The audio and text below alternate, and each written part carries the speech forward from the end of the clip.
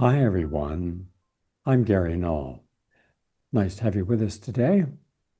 A special presentation today, something that I hope will allow you to have a better understanding of who you can trust. Can you trust yourself? Is there anything in your belief systems or your behavior on a day-to-day basis or your views of the world that you should change? I learned long ago that one of the ways I can allow new information is to take an honest look at what I've been living with and let it go. That no longer is of value. As a young scientist at the Institute of Applied Biology, and I had one supervisor who was the head of science, and that person would ask me, Gary, what are you going to be doing now? And I said, well, I've got a hypothesis. Almost all science starts with a hypothesis. You're guessing. You don't know, you don't have the proof, but you've got to test it. And testing is the hard part. Finding new discoveries is not difficult. The solutions are almost always based upon Occam's razor, a philosopher who said, use the razor, cut through the fat to get to the meat or get to the bone, and meaning metaphorically, the most likely positive outcome is the simplest. We convolute problems. We can live our whole life with confusion, with dramas, crisis, lurching from one problem to another, but never really being settled, never having that sense of fullness, never waking up in the morning feeling, I really feel great today. How can I make this day even better? But to do that, you first have to have some trust. Right now, think of all the things we trusted that turned out not to be honest. And yet, has anyone apologized? No one. Have any of these people been held accountable for their mistakes? No. No. Sometimes they'll lose a lawsuit and have to pay some penalty, but that's minor. They build that into their whole business model. Like when Merck created Vioxx for pain, and it was a COX-2 inhibitor, it would hit the pain. Mind you, you still had your arthritis, still had your problem. It's just that the brain couldn't create the senses that you were in pain. They knew before they started marketing there were problems. They went ahead anyway. They did somewhere in the neighborhood of $12 billion in sales. After 4 years, it was found that it was increasing the rate of heart attack and strokes tremendously, like no other drug in American history. It was never banned. It was never officially withdrawn by the FDA from the market. The manufacturers took it off. They paid a fine in the neighborhood of $5 billion. Their stock went up. Everybody was happy. Wall Street was happy. What about all the dead people? What about the people who had to live with strokes who later died because of the heart attack and stroke a year, 2, 3 years later? I've heard numbers as high as 500,000 dead Americans, as low as 100,000. But even at the lowest number, 100,000 people who died because they trusted their doctor, their rheumatologist, they trusted the manufacturer, they trusted the media that was promoting it, the journals that promoted it. So today, more than ever, we are forced to stop before we buy something, consume something, purchase something, indebt ourselves to student loans or buying a house. Do I know all the facts? Have I been lied to? But before we can even do that, we first have to ask, have I deconstructed my own myths? And that's what this talk is about. It's all about honesty, not lying. There's a consequence to not lying. You're going to lose a lot. You're going to lose friends. Sometimes even family don't want anything to do with you. I'll just give you one example that's recent. Those who decided after doing their homework and seeing that there's a risk by taking the COVID vaccines, and they didn't want to take them. They didn't want to put themselves at that risk. They were shunned. They were ridiculed. They were mocked. Their own family frequently didn't want anything to do with them, thought something was crazy in them. Turns out they were right. Everyone else that bought into the lies, official lies, corporate lies, media lies, they were wrong. And in some cases, their being wrong meant that they suffered. And now we see the consequences in the degree. Anyone held accountable? No one. Weapons of mass destruction in Iraq. Anyone held accountable? No one. The Gulf of Tonkin incident didn't happen, but Lyndon Johnson, McNamara, and others got us into a war called the Vietnam War. A lot of people died, 58,000 Americans, but think of all the other people in Vietnam who died. Anyone held accountable? No one. So we don't seem to be capable of acknowledging our own errors in judgment. You can have innocent errors. You can believe something that you shouldn't have believed in. You can pass on information, even well-intentioned, that's wrong. Those are understandable. But I'm talking about intending to deceive. It's everywhere today in all of our major institutions. Just one example. Legislators in the state of Michigan did an audit and found out that there's $5 billion being spent on phantom workers, and the state knew about it, took the money and appropriated it in other areas. They had a press conference on it. Did anyone in the major media cover it? No. No, it's just one of the issues. Now, that you were talking about over 100,000 employees that don't exist. The state knew they didn't exist, but they wanted the money. They got it. Will they be held accountable? Probably not. They'll have a press conference, there might be a hearing, but then as we found out through Doge, there's a lot of people who are getting paychecks who are not working. There's a lot of people getting money and providing nothing for it. We're only now finding out about this. Those of you listening to this program have known all along why you should question before you trust. Now to the issue at hand. I'm asking people to live in complete honesty, meaning no more lies. I'm going to share with you what I consider important tools for reclaiming your authentic self. But Gary, I object. I am living my authentic self. I've mastered my career. That's authentic. What you master does not mean that you should have. What would life be like if instead of taking the advice of everyone close to you, people you love, people you respected, people who wanted the best for you, better than themselves, and that's most parents. And so you became the good son, the good daughter. You became the lawyer, the doctor, the engineer, the CPA. And you mastered it. You did well at it.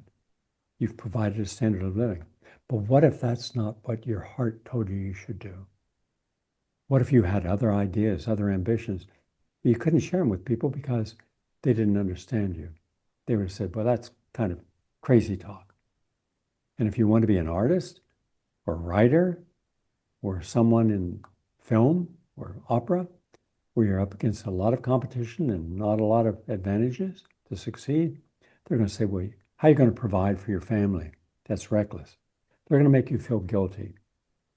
So even though your heart tells you, I want to master this, your brain condition is going to be that you can't, so don't. And how do I know this? Because so many people I've counseled, tens of thousands one-on-one, hundreds of thousands in large groups with health support groups. I ask them, if you could do it all over again, would you do it the same way? Not a single person said yes. In fact, in hospice care, when I've spoken with nurses who are hospice nurses, where the last breath you take on this planet, they would say to the nurse, I wish I would have done it differently. Why did they have to wait till the end of their life to say that? Because we're so conditioned and so controlled over a lifetime, especially when you're younger, by people we trust. But what if we shouldn't have trusted them? What if they didn't earn our trust? Well, then it's up to you to do this. And that's what I'm going to share with you now.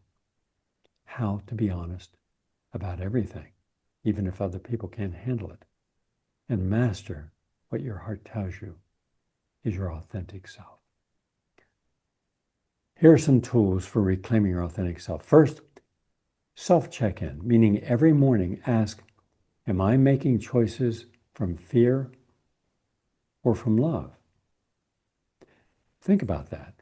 If you wake up in the morning and you're fearful, maybe you're losing your job, maybe you have not saved enough, Maybe you've had the wrong diet and now suffering the beginning of symptoms, diabetes, arthritis, inflammatory conditions.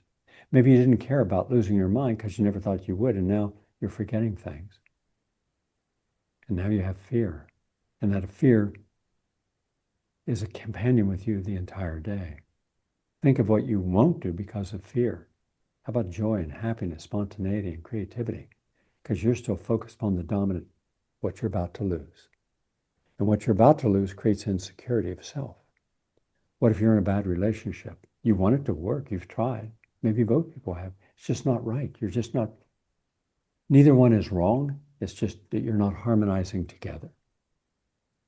But you've committed yourself, and now it's a torturous process. Accusations, anger, an unrequited sense of, is this the best there is at life at this point?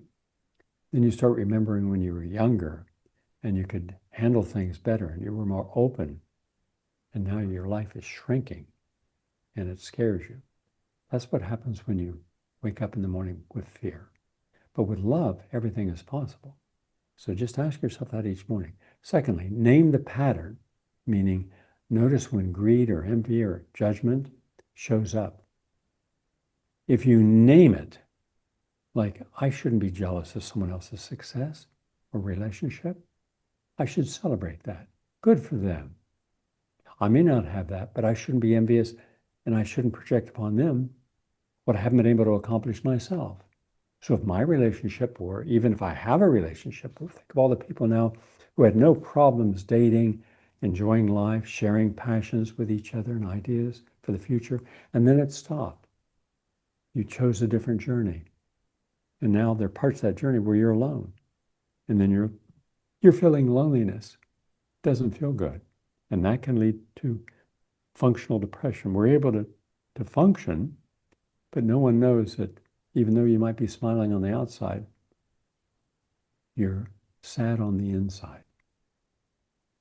And think of the times when we had wonderful relationships where we couldn't wait to wake up in the morning and look at that wonderful soul who's sharing their life with us. Look in their eyes and think, how blessed am I to have this moment in time in my life where I'm sharing this energy. And then for whatever reason, one day it's gone. And you wake up and you look at the pillow empty on the other side. That's that forlornness that occurs. But with love, you can say there's still hope. I'm not done yet. And we're seeing that now. But if you name it, you can control it.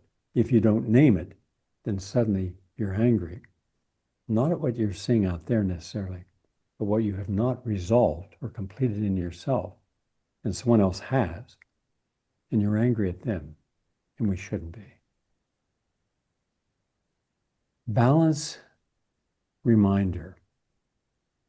Balance is my strength. On a card or a phone note, put that so every day you say balance. Now, what do I mean by balance? Well, Gary, I had an orange on Monday, and then I had pizza, hot dog, French fries, and hamburgers Tuesday, Wednesday, Thursday, and Friday. But that's balance, isn't it? Yeah, I got angry and I did something I shouldn't have. I said things that were nasty, but then I gave a homeless person $1. Doesn't that balance it? No, it does not. That's false appeasement. Balance in life means that you're maintaining your emotional, your spiritual, your intellectual, your creative, your cultural equilibrium. You're balanced. So you don't overwork. You don't commit yourself to tasks that imbalance the rest of your life. And yet we now have a supernova class of overachievers. They're all, just visualize 20 million ladders. And at the top is a gold ring. And all these people who are professional, more educated, took a lot of time and discipline to get that.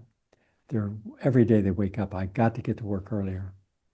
I've got to be on Wall Street at 5 o'clock in the morning so I can see what's going on in the Oriental markets before the day starts. I've got to work late. I got to let my employers know I'm working late. I'm working for them. I'm working so when they make a $100 million bonus, It might be 105 million because of what I've done, my sacrifice. Maybe they'll make me a junior partner. So I'm going to give up the time with my family, my relationships, time with my pet that is just waiting all day for me, and I'm not there for him, but I'm paying dog walkers. My children, I've hired nannies to take care of. And then one day you realize they didn't care about you. No one on Wall Street cares about anyone else. It's like a giant sea of 175,000 sharks looking for someone with a nosebleed. That's Wall Street. That's corporate America in its entirety. Anything else? Ask them, are you more interested in working to help the people or profiting? It's always profit. That's their fiduciary responsibility. So people make bad choices when they're driven and then super driven, and nothing matters except succeeding, which when they finally succeed creates a whole new set of insecurities. Well, Linda, you did really well this year. You brought in extra money, $25 million. So now that's the goal for next year and surpass it. And you say, sir, and thank you for the $100,000 bonus, which I spent on designer clothes. And now I'm in debt because I have to dress, I have to socialize, I have to have dinner at a place I hate the food. It's a French restaurant where everything tastes like snail saliva and it's yucky. But I'm there because it's a $400 meal and I want to show everyone else I can afford this because I work hard for you. Wow. By the way, I counseled someone last week in that exact situation, a lawyer, burned out. Her sister, who looks kind of like a hippie with hair all over the place and these flowing, beautiful flowered dresses, and she feels like a hippie. And she wanted to help her older sister, who's very successful, makes a lot of money, is a Wall Street lawyer, and can't have a relationship because no man is ever perfect enough to meet her standards. She hands me a list of 96 foods she cannot eat, 3 foods she can. She's been to every holistic doctor and every mainstream doctor. And so she says, so here, what can you suggest? I said, nothing. Why did you bring your sister here? Well, because I hear you all the time on the radio and I've seen what you've done and I'm so healthy. I've listened for 30 years. I said, but what your sister needs, I can't provide her. She first has to, on her own, deconstruct the life she's built and start over. And the sister's all angry at that. She gets up and leaves. 3 weeks later, she's back. And what's she back for? Now she can only eat 2 foods. I say, it's not the foods. It's your immune system. You're on hyper 5-alarm fire nonstop. You got a blood work up you gave me. Look at this blood work. And then I explain what was in it. Cortisol levels elevated, epinephrine levels elevated. You're stressed 24/7 because as hard as you're trying to show other people you're relevant, there are 10,000 female, highly educated Harvard, Yale, Stanford lawyers ready and willing to take your place, even work harder than you. Your sister tells me that you go into work at 5 o'clock in the morning. You leave at 9 o'clock at night. You have no friends. You have no relationships. You don't even have time to go back and see your family. So if you want me to help you, start at the beginning of a problem, not the end symptoms. Start by acknowledging the lies you've been told and the lies you've told yourself. Because this is not an authentic life. There's no balance. What do you mean balance? What do you mean balance, Gary? I mean that for every hour that you spend at work, you should also look for an hour that you're going to spend with family, friends, loved ones, relationships, hobbies, traveling, learning new things, being enriched through life itself, going to places you never would have gone, doing a bucket list early in life. You're in your mid-30s instead of the end of life. Anyhow, there's a good outcome to this. I don't have time in this discussion to go through it, but she saw life on the Bowery. I took her sister down to the Bowery that night, and I showed him people who had given up on life. And we sat and we talked with one of these people. No one's born on the Bowery. A lot of people die on it. For those of you around the world who don't know what the Bowery is, it's kind of like a slummy place. A lot of restaurants, supply stores there, and bars. And now it's being gentrified, so the neighborhood is, the bad part is shrinking. It's still there. But a lot of people who want to commit suicide slowly, they'll go through drugs, alcohol. They have no balance in their life. Everything is toxic. And finally, one day, they OD or die of some kidney collapse, liver collapse. But they had a chance for a whole evening to see a world that they didn't want to see, didn't accept existed, because they go from their Upper East Side apartments and their townhouses and their home in Connecticut right into work. So they had a chance to see a different perspective. At the end of what I shared with them, 2 days later, the woman decided to take a sabbatical with her sister.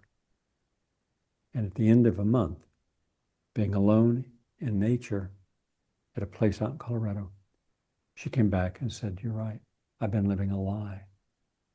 And guess what? Within 3 weeks, no allergies, no immune compromises, happy.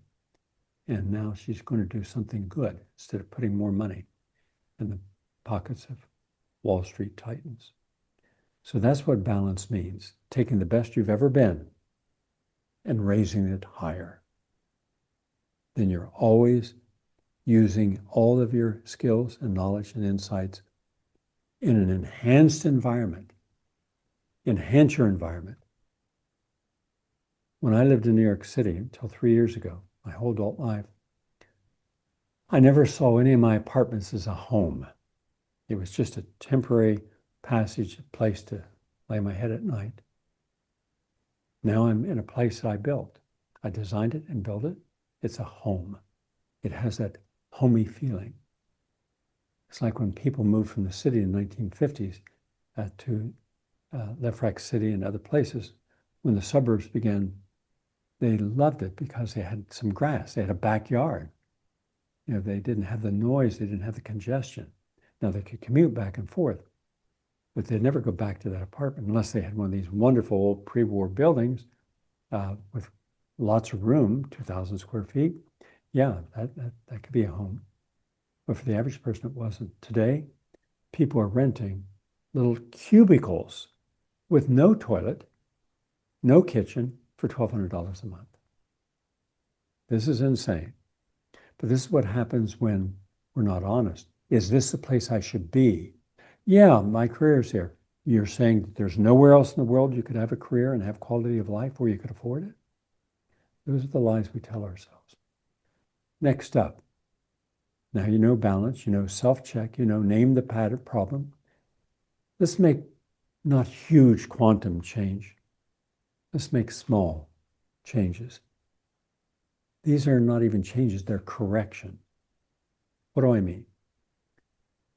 Like a tightrope walker, make little adjustments throughout the day.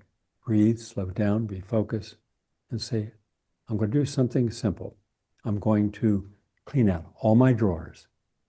I'm going to get up a little ladder. I'm going to get some hydrogen peroxide, and I'm going to wipe down every one of my blinds. Oh, you mean you have to do that once in your lifetime? Yeah. And I'm going to clean under the bed. I'm going to give away clothes at a homeless shelter for people who don't have clothes, because you probably have more than what you use. And you're going to, if you got an attic, clean it, a basement, clean it, a garage, clean it, but clean out everything. In other words, detox your environment. It may take you a week or two. You're going to feel a lot better when you realize, gee whiz, I can open up a door and now I've got 25 bottles of cleaning material, all toxic. Let me go to the store and replace these with free and clear, more natural ways of cleaning. And then you take another step. Let me reorganize my house. Is this the right finished way? Is this what I want? So small incremental steps. Let me try a veggie burger and look at the ingredients. Make sure it's not one of these artificial genetically engineered burgers. And let me give up, for every one of these hamburgers I'd eat, I'll replace with a veggie burger. So you're making changes still within the same mindset of comfort, but you're pushing the boundaries further out. Within a month or a year, if you just made one change per week, you've made 104 changes in a year. And then you make the big changes. Let me bring in books that teach me about life and history that are honest, so I can recalibrate my own sense of history. Let me understand more about what I could do without relying upon the grid. Let me get off the grid. Well, I got my money in this bank. Is that okay? No, it's not, because that bank is charging you interest on a mortgage, 6 to 8%. They're charging you a credit card fee, normal fee of 18%. But then when you miss a payment, it goes up. All your credit cards go up to 36%. So get off the credit cards. Don't buy what you don't need. Get out of the banks. Go to credit unions and do your homework. See which ones are credible, that are solvent, even during 2008, because they don't make stupid investments in speculative ventures. They have a good ratio of reserves to loans. Then give up all the things like my clothes. This outfit I wear, I design, buy the fabric, and make all my own clothes, or at least my clothes I show in the public. Suits, sweaters, yeah. So that way I'm not buying something that a woman was exploited in Bangladesh or China or India to make. I mean, if you say you're for women, and you should be, then why would you contradict that? Because we're not aware. So don't buy anything that someone was exploited in the process of making it. Like for example, the battery in an electric vehicle. If you saw the tens of thousands of people who are suffering because they make pennies a day to get the cobalt that goes into that battery, or lithium that goes into the battery. Cobalt goes into cell phones. So if we just become more conscious of where things come from, and then you can find all this out. It's not hidden. It's just it's intentional learning.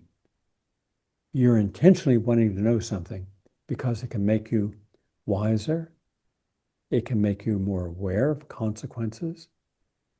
At the end of the day, what if I said, you just consumed, if you're an average American, over 110 chemicals, all of which are unhealthy for you and are already starting the process of diseasing your body. And you're doing it every day. The reality is that 90 to 93% of all Americans every day make unhealthy choices by intent. They're not going to change. Some may consider change, they're going to resent the change. Well, the doctor says, look, Robert, I'm sorry, but we have to do a triple bypass surgery to save your life. Well, doc, what happened? Well, making bad choices. Well, who knew? Oh, you mean like if you smoke 3-pack cigarettes a day, who knew that might cause a problem? If you drank a bottle of alcohol a day, who knew that might cause your liver? If you ate saturated fats and French fries, potatoes, who knew that would cause obesity? No, we can't play that game anymore. That's the game that's lies. That's individual lies, collective lies, and universal lies. So we've got to stop this and trusting the people that are selling it to us. But, well, wait, depends upon the individual. Let's go back here. So small corrections at the end of a year can make major changes in your life. Accountability partner. What is an accountability partner? That's someone who can share your reflections and trust. They're grounded enough, they accept you for who you are. They're not there to redeem you, to change you, to rescue you. That's not a friend. That is a person who is enabling your weakest place to go even weaker. I'm talking about someone who cares enough about you that they've got your back, but they also will encourage you anytime you make a better choice than what you've been living with. They'll be the first to say, I'm glad you're out of that toxic relationship. And they're probably the only ones in your life who will say, you're in a toxic relationship, because they tend to be more honest and open. We need people in our life that we can befriend. Here's a simple reality. It's not all, but it's the majority. Relationships generally do not last. Friendships do. So if you want a friend who will be there with you to enjoy all the things of life that you can share together, to have someone that when you need to talk with someone, you've got someone who will understand what you're saying and try to give you some supportive input in return, then that's a very important asset to have in your life. Always make time for your friends. From my first friendships in New York till today, every week I would take my friends out to dinner. We'd go to a restaurant where they could eat what they wanted to eat. I'm not there to tell them what to eat. Our rules were, Gary, you don't tell about nutrition. We won't tell you about law or a judge. I've had many friends who are judges or professors. So we can't talk about what we specialize in. Let's talk about what we share that we can all enjoy, our humor. And then we'll go to a play or off-Broadway play or a concert, all of which we could walk to in Manhattan on the Upper West Side. And for my entire adult life, I've done that. My friends are never excluded. They're incorporated. It's a joy to be able to share that time with them. In fact, when my friend Marty Feldman, who came to my lecture at the Waldorf Astoria in 1970, and when I had Linus Pauling and the Shute brothers in Canada, who were the world's greatest experts on vitamin E, and I had invited all these people who had invented vitamins. They were the most knowledgeable person on that particular vitamin. In any case, he was there, and he came up. He waited till everyone had finished. We did a whole 10-hour conference, and then I answered questions. And then he came over to me. He says, I'm a board-certified neurologist. I published over 68 papers in peer-reviewed journals. I graduated #1 at Yale Medical School, top of my class, Columbia physicians and surgeons. And I'm not helping people. And I can't live with this deception. Can I just sit in your office and learn what you do? Because I have patients that had come to me, I couldn't help them. They went to you and they're cured. I don't know what's going on. I said, sure you can. 7 days a week for the next 14 months, he would sit in my office. I had a chair in the back of the office. And I would say to the person, do you mind if Dr. Martin Feldman sits in? He's doing his own learning curve. They said, sure. At the end of 14 months, he said, Gary, I got it. From that day till his death, he only charged people if he could help them, and it was a small amount, like $200, $250. He spent quality time with them. His patients got well, and was just one of the most unique human beings. I was so blessed to have him as my close personal friend. It was interesting because after he died, I went over to his office to get any feedback I could about what happened. And the head of his office says, you know, Gary, every Thursday when we would come into work, he would tell us about what you all did the night before. If you went to a play or a movie or a concert, it was the joy of his life. He said he looked forward to Wednesday evenings being with y'all. And he said, you all walked from Broadway clear up to 89th Street, the health food store, and he would get a dessert. My daughter Shelley would make these wonderful desserts. She's a phenomenal chef. And he'd take it back for the next day, as all of them did. And he said that was his life. He never told me that. But that's what I'm talking about. Always have someone in your life where there's not going to be arguments or fights. By the way, never had a fight with any of my friends in my entire life. How about that? Because I'm not there to change them, nor they me. We're there to share the best of each other. And that's what a relationship should be. Taking the best of yourself, the best of the other, and sharing it. We had a whole group. There'd be sometimes 18 of us. We'd take over the Manor Restaurant in New York.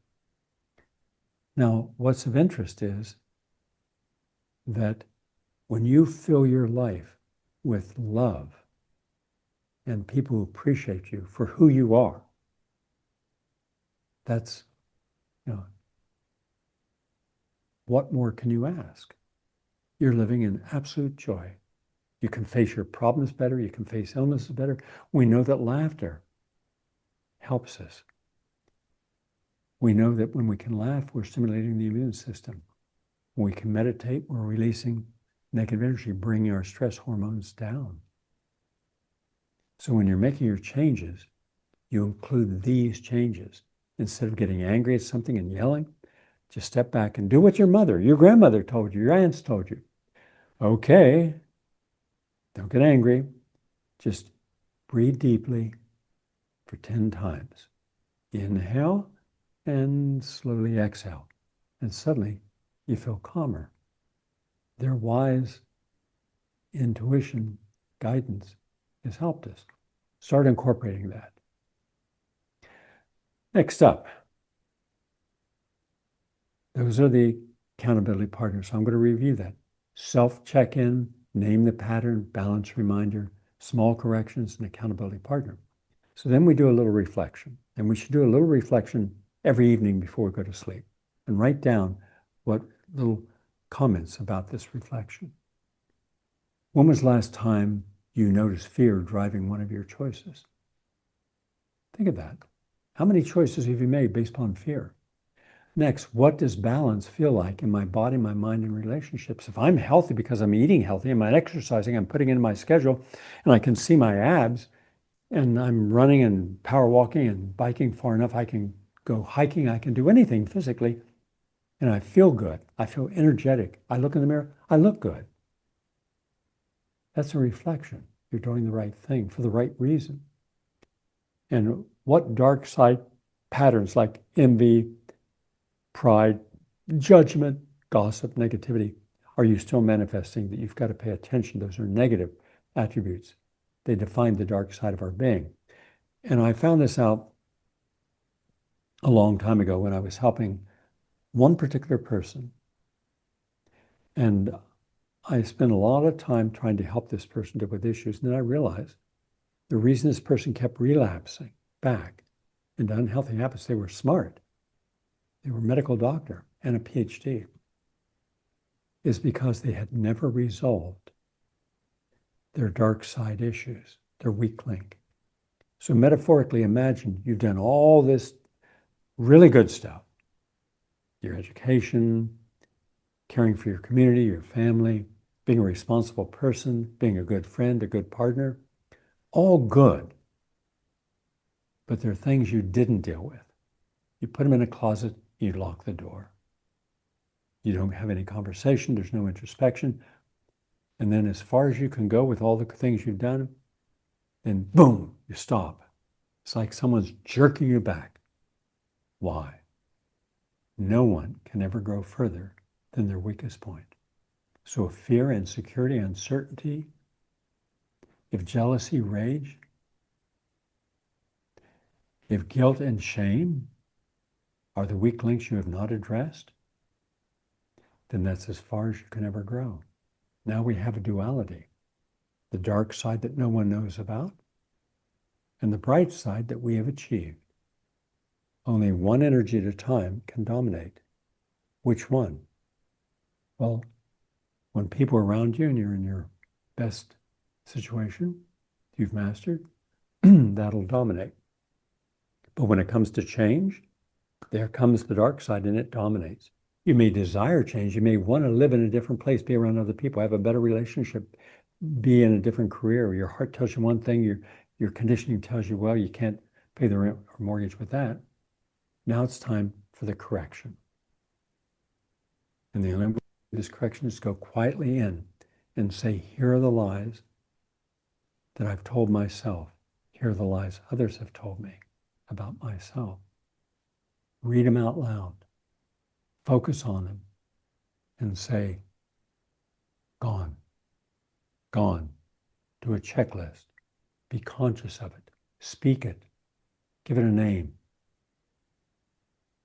And then, now that frees you to allow all the wonderful things about yourself to go forward. Then you become really a a completely different person because no one knows your fear, your trepidations. Those are gone. That's why reflecting on this is so important. Now, a couple more things here. First of all, I call it denial and disconnection. The tools that help you. Do an honesty audit. That's what I just referred to. Write down one area where you may have been avoiding truth. Take one small step to face it, and one at a time, just check off by acknowledging you've got to surrender this negativity. Then do an energy ledger. Track where your energy goes each day.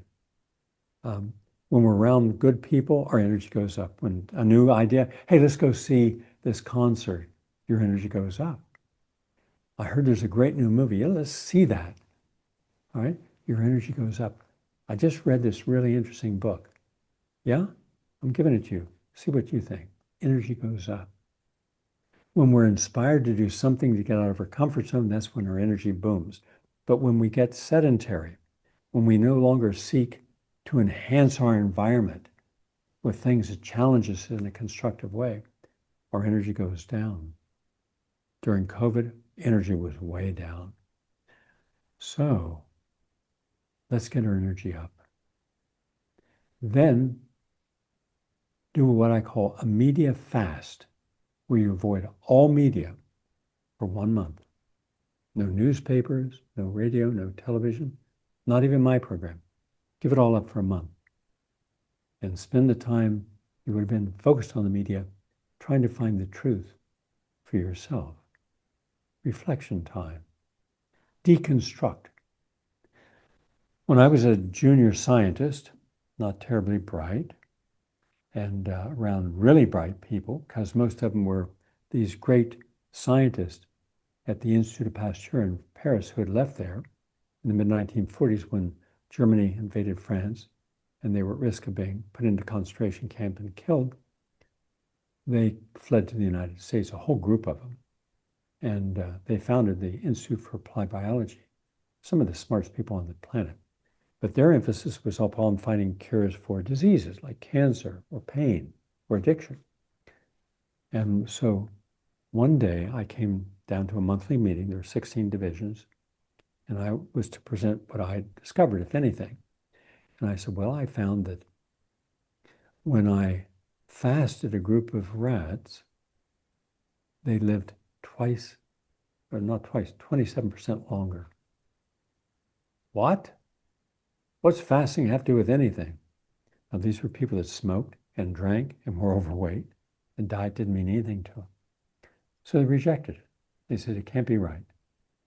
And so 9 people in that group who gave their opinions, some didn't, said, not possible, we don't accept that, which meant that I couldn't send it out for peer-reviewed publication.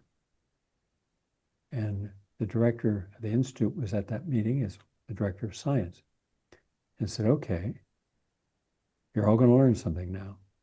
So Gary, the youngest junior scientist in the history of this institute, is 21, he said, disprove yourself. And all of you do the same by the next meeting we have. So I went back and I went through all my lab notes. I then did another group and I couldn't disprove myself. So I asked other people to disprove me, who I respected, Dr. Berman, Dr. Feldman, etc. They couldn't find a way. But then when we came to the next meeting, it was interesting because I said, here's what I did to try to disprove that my research wasn't accurate or the outcomes weren't accurate. And 3 of the other 4 people said, well, I was a little hasty. I began to read in some of the literature that fasting does have a rejuvenative power, it can reboot the immune system. Therefore, you can live a longer life. So because of that, then the director of the Institute says, I call it the 10th person, meaning if 9 people agree to something, it is the obligation of the 10th person to say no. First, let's see if we're wrong.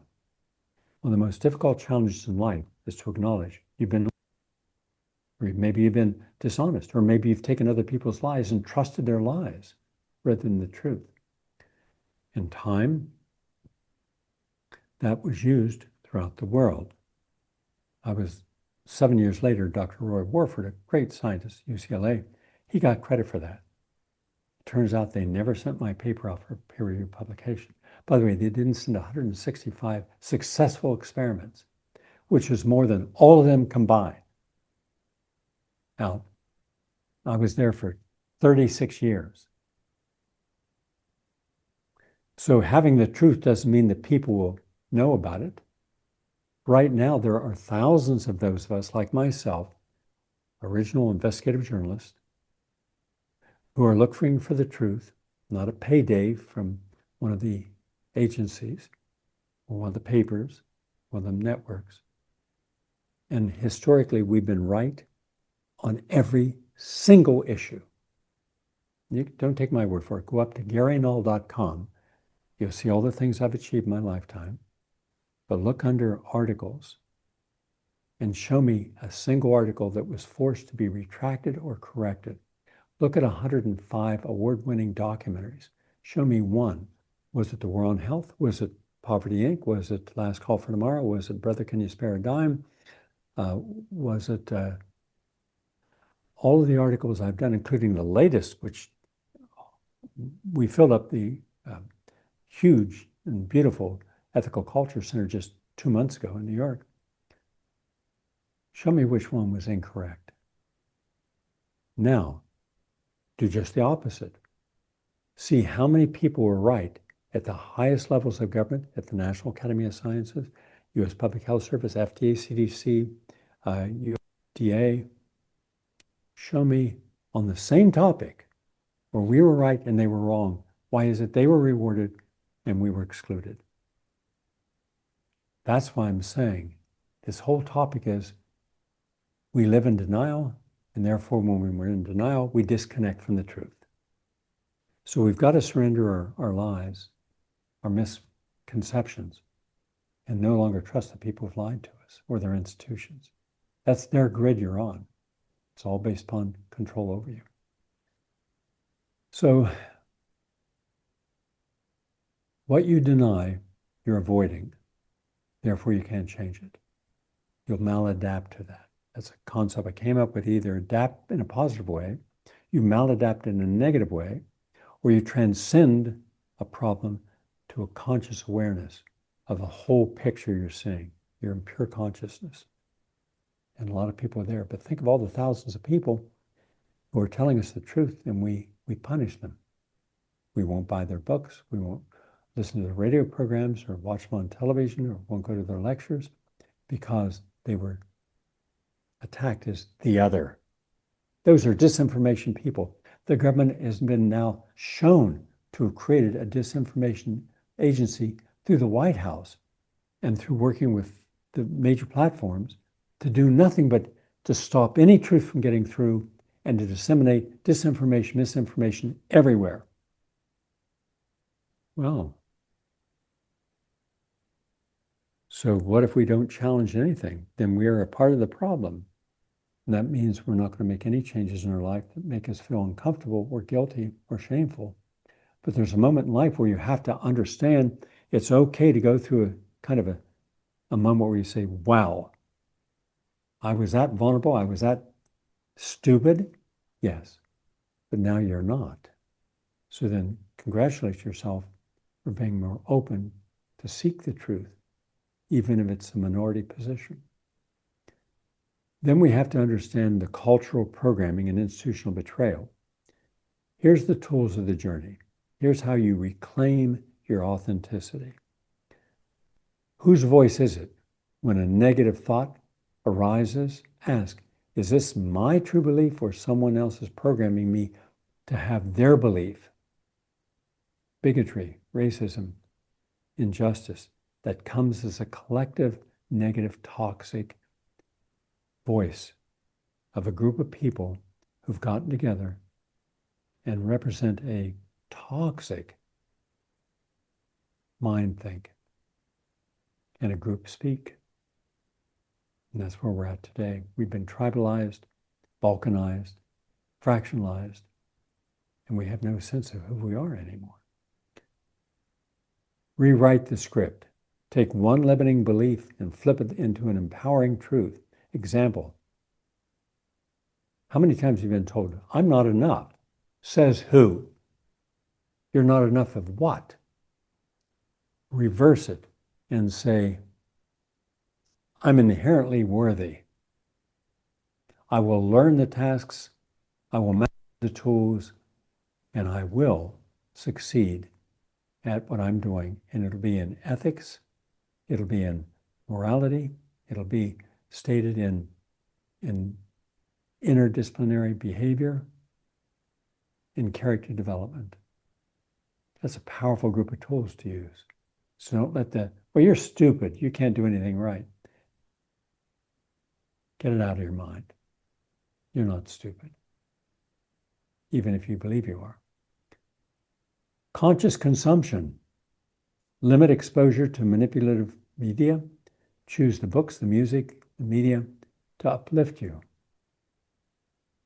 Stop allowing yourself to be a passive spectator to everyone else's needs for you to support by what they're telling you is the best of something. How many times have you gone to see a movie where the critics rave and you think, my God, this is a terrible movie?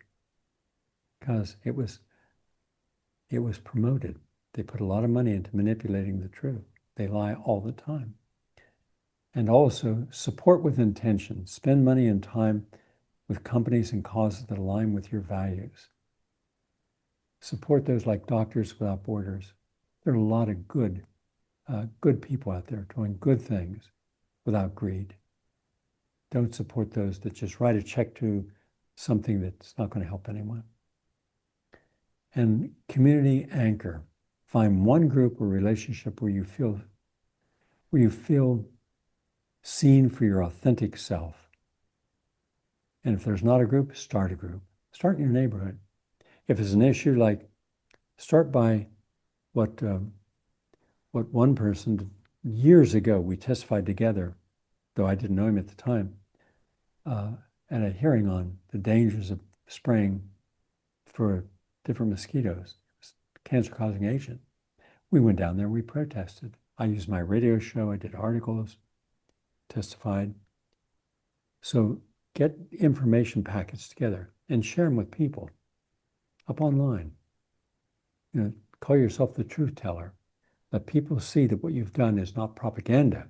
It's real, honest information that can empower them to make better choices. The more educated the public is to the truth, the more likely they are to work on it. So what messages about success and worth did I absorb as a child?